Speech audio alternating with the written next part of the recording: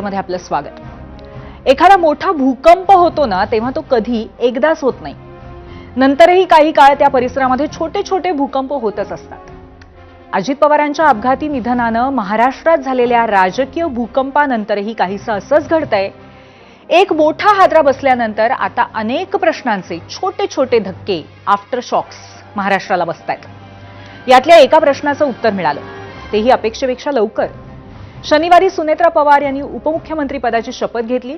या शपथविधीला दुःखाची किनार असली तरी त्यांच्या रूपात राज्याला पहिल्या महिला उपमुख्यमंत्री मिळाल्या आणि पहिल्या प्रश्नाचं उत्तरही मिळालं।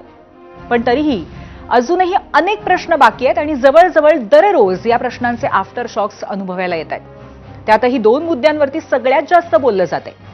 राष्ट्रवादीचं राष्ट्रीय अध्यक्षपद कुणाला मिळणार आणि दोन्ही राष्ट्रवादींच्या विलीनीकरणाचं काय होणार, यावर तुम्हाला काय वाटतंय आम्हाला जाणून घ्यायचं होतं आणि त्यासाठी आम्ही विचारला आजचा प्रश्न। तो पाहायला जाऊयात आमच्या पोल सेंटरला।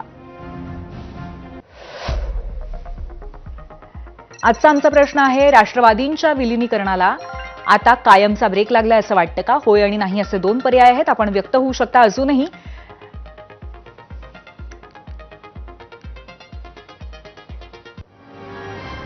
तुम्हाला असं वाटेल की हा प्रश्न प्रचंड डायरेक्ट आहे, पण इतका डायरेक्ट प्रश्न विचारायचं कारणही सांगते।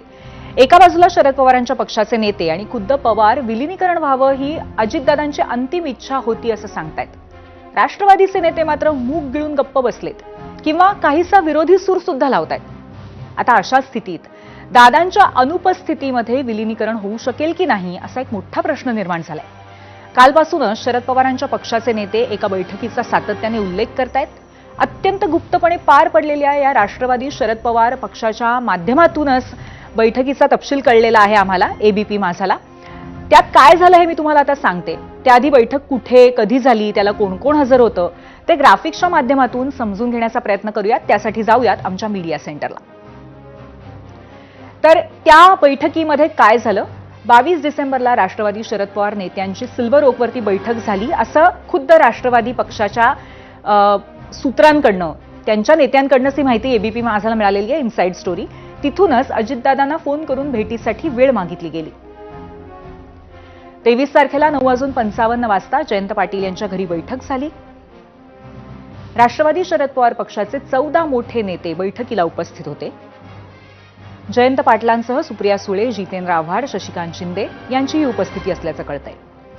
हर्षवर्धन पाटील, अनिल देशमुख, अशोक पवार, राजेश टोपे अशी नावं सांगण्यात येत आहेत। त्यानंतर रात्री 10च्या सुमारास अजित पवार जयंत पाटलांच्या बंगल्यावरती गेले। संशय येऊ नये म्हणून सुरक्षा रक्षकांना दूर करून सर्वजण बैठकस्थळी गेल्याचंही सांगितलं जात आहे। म्हणजेच अत्यंत प्रायव्हेट, गुप्त अशा पद्धतीची ही बैठक होती। अजित पवार आणि सर्व नेत्यांमध्ये रात्री 12:30 पर्यंत चर्चा झाली।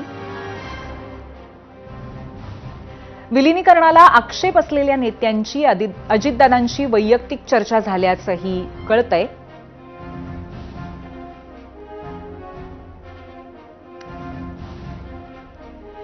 तर रात्री 10 ते 12:30 असे 2.5 तास चाललेल्या या बैठकीमध्ये काय चर्चा झाली याबाबतची माहिती एबीपी माझाच्या हाती आली।